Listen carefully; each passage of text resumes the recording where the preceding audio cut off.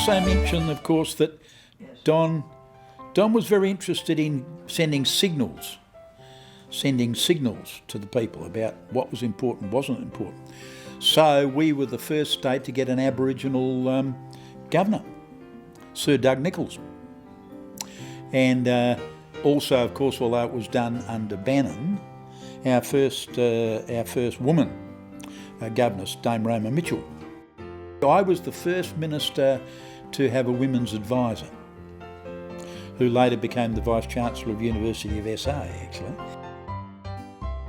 And then Don also got a women's advisor fairly early in the piece.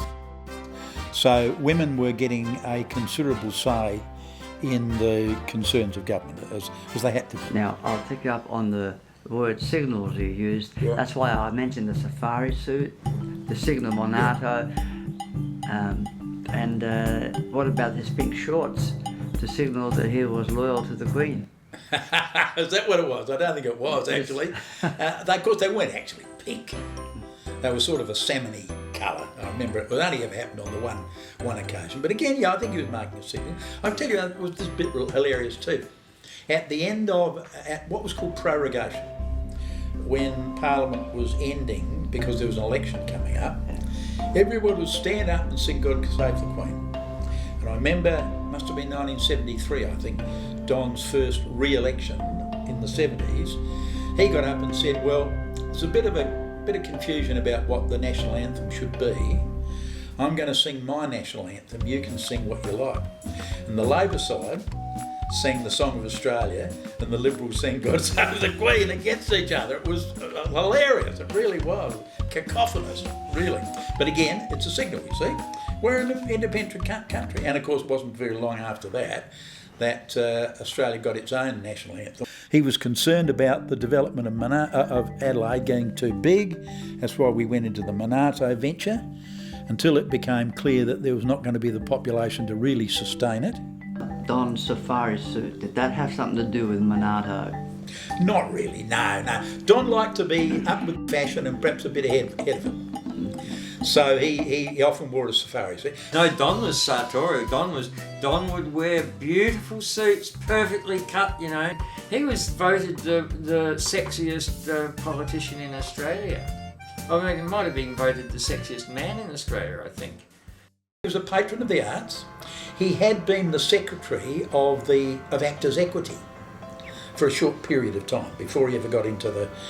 I presume this might have been around about the time he was studying to be a lawyer.